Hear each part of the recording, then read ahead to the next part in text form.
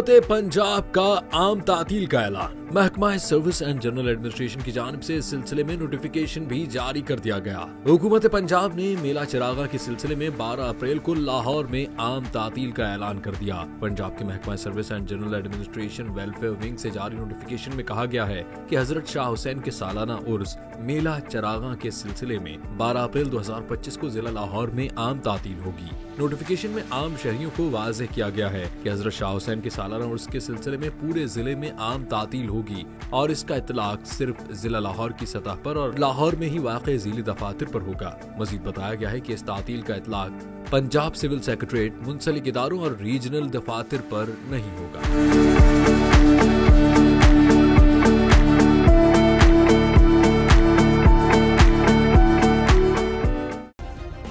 Subscribe करें और bell दबाएं ताकि कोई खबर रह न जाए।